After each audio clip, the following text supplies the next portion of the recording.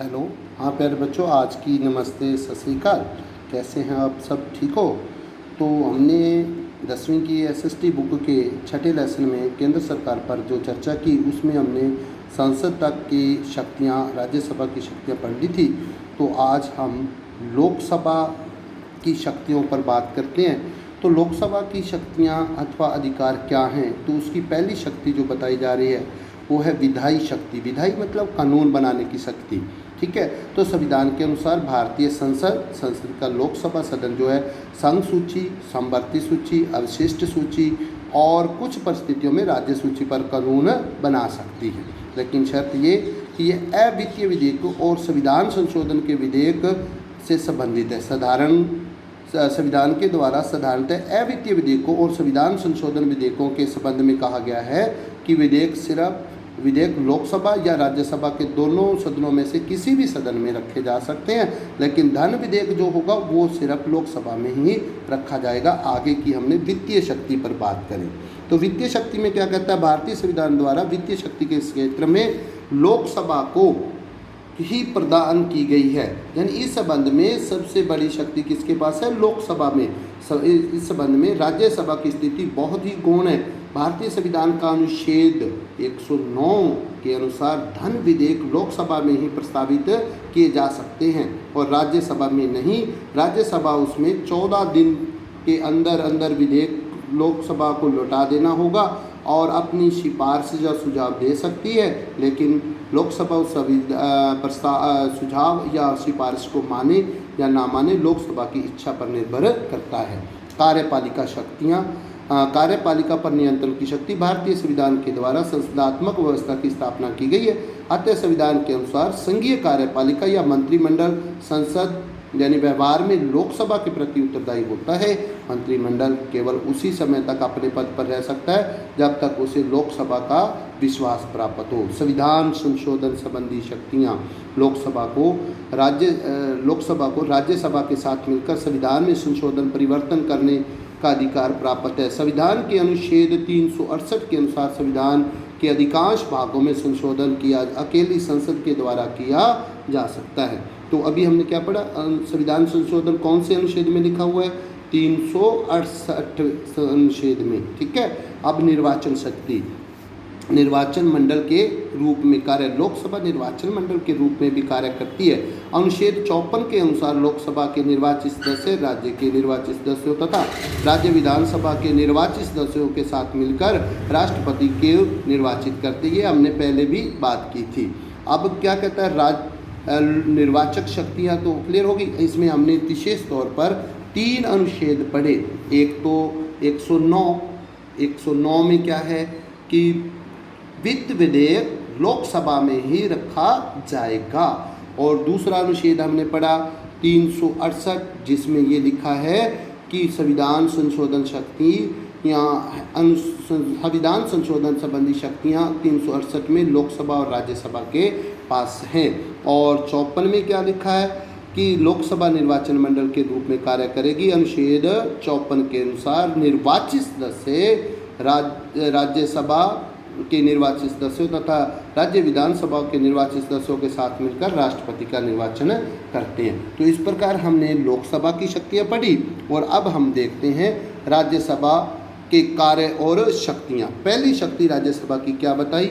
विधायी शक्ति यानी कानून बनाने की शक्ति। लोकसभा के साथ साथ राज्यसभा भी विधि अर्थात कानून संबंधी कार्य करती है। संविधान द्वारा अवित्तीय विधेयकों के संबंध में लोकसभा और राज्यसभा दोनों को बराबर शक्तियां प्राप्त है। अवित्तीय विधेयक का मतलब है जिसमें धन संबंधी कोई बात ना हो। संविधान संशोधन की शक्ति तो अभी हमने पढ़ा कि 368 अनुच्छेद में संविधान में संशोधन किया जा सकता है। तो संविधान में संशोधन संबंध में राज्यसभा को लोकसभा के समान ही शक्ति प्राप्त है।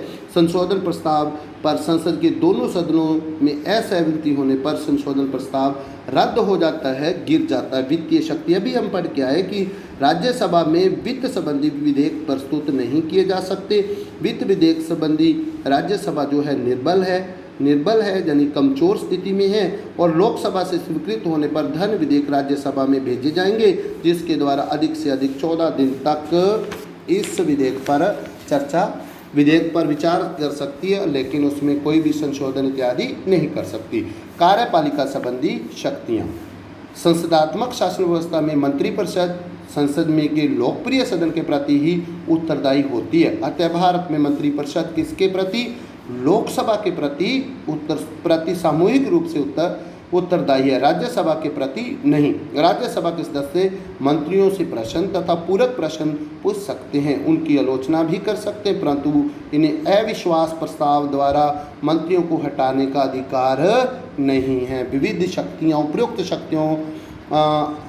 शक्तियों के अतिरिक्त राज्यसभा को कुछ अन्य शक्तियाँ भी प्राप्त हैं, जिनका प्रयोग वह लोकसभा के साथ मिलकर करती है। ये शक्तियाँ हैं जैसे, पहली शक्ति, राज्यसभा में निर्वाचित सदस्य राष्ट्रपति के चुनाव में भाग लेते हैं। दूसरी बात करें तो राज्यसभा के निर्वाचित सदस्य लोकसभा के निर्वाचित सदस्यों के साथ मिलकर उपराष्ट्रपति के चुनाव में भाग लेते हैं। तीसरी बात करें, राज्यसभा लोकसभा के साथ मिलकर राष्ट्रपति, सर्वोच्च न्यायालय के न्यायाधीशों तथा कुछ पदाधिकारियों पर महाभियोग लगा सकती है। महाभियोग का प्रस्ताव तभी पारित समझा जाता है जब दोनों सदन इस प्रकार के प्रस्ताव को स्वीकार करते हैं। महाभियोग का मतलब होता है कि किसी को पद से हटाने के लिए उस पर अभियोग लगाना, जबकि ये राष्ट्रपति, सर्वोच्च न्यायालय के न्यायाधीशों पर लगाया जाता है। सदन दोनों में से किसी में भी लगाया जा सकता है। राज्यसभा का चौथा कार्य अन्य में, राज्यसभा लोकसभा के साथ मिलकर बहुमत से प्रस्ताव पास कर उपराष्ट्रपति को उस पद से हटा सकती है। उपराष्ट्रपति को राज्यसभा बहुमत से हटा सकती है, लेकिन हमें ये भी ध्यान रखना है कि उपराष्ट्रपति राज्यसभा का सभापति, पदेन सभापति भी होता है। राज्यसभा में ही पारित होकर लोकसभा में प्रस्ताव भेजा जा सकता है और 1 माह से अधिक अवधि तक यदि आपातकाल लागू रखना हो तो इस प्रकार के प्रस्ताव का अनुमोदन लोकसभा और राज्यसभा दोनों के द्वारा पृथक विशेष बहुमत से किया जाना आवश्यक है। इस प्रकार हमने देखे। और छठा है विशेष अधिकार। राज्यसभा के पास कुछ विशेष पावर्स हैं, उसके बारे में बात करें। राज्यसभा को 2 ऐसे अन्य अधिकार भी प्राप्त हैं जो लोकसभा को प्राप्त नहीं है, जिनका प्रयोग अकेले राज्यसभा ही करती है। इस प्रकार की शक्तियों का संबंध देश के संघीय ढांचे से है। राज्यसभा को राज्यों का एकमात्र प्रतिनिधि होने के नाते अगर लिखित शक्तियां प्राप्त हैं, एकमात्र राज्य का प्रतिनिधित्व कौन करता है? राज्यसभा। हमने अनुच्छेद 249 के अनुसार जानना है कि अनुसार राज्यसभा उपस्थित और मतदान में भाग लेने वाले सदस्यों के 2/3 बहुमत से राज्य सूची के किसी भी विषय को राष्ट्रीय महत्व का घोषित कर सकती है। यानी 249 अनुच्छेद क्या कहता है? कानून बनाने का भी हमने पढ़ा ना कि संघ सूची, राज्य सूची और समवर्ती सूची और अवशिष्ट सूची। तो अभी हमने पढ़ा कि संसद संघ सूची और समवर्ती सूची और अवशिष्ट सूची पर कानून बना सकती है, लेकिन विशेष परिस्थितियों में राज्य सूची के किसी विषय को अनुच्छेद 249 के तहत राज्यसभा प्रस्ताव द्वारा उसको राष्ट्रीय संघ सूची में ला सकती है। इसके द्वारा उस संघ सूची का विषय कानून बनाने का अधिकार संसद को मिल जाता है। संविधान के अनुच्छेद 312, ये ऊपर की बात, हाँ, संविधान के अनुच्छेद 312 के अनुसार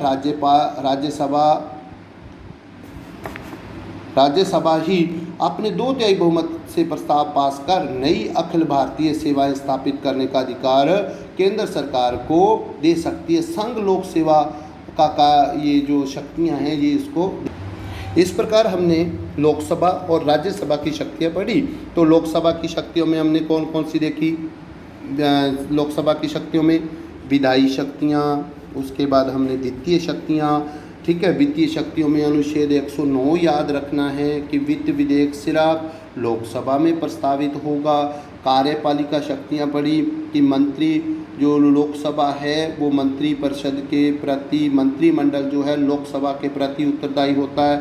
संशोधन संबंधी पढ़ी तो अनुच्छेद 368 के तहत लोकसभा संविधान में संशोधन कर सकती है।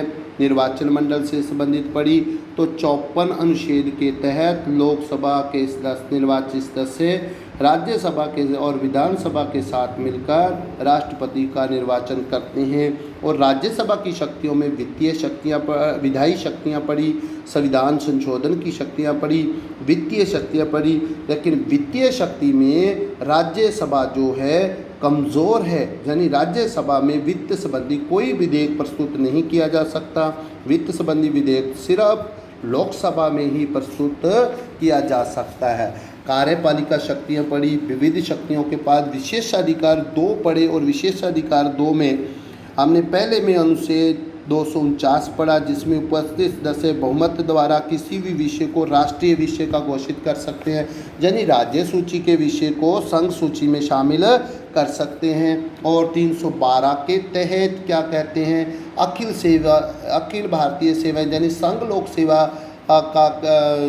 लोक सेवा से संबंधित स्थापित कर सकते, नए पद का सृजन करना हो तो कौन करेगी, राज्यसभा। इस प्रकार हमारी लोकसभा और राज्यसभा की शक्तियाँ क्लियर हो गई, और संसद की शक्तियाँ भी हमने पहले पढ़ ली थी, ठीक है।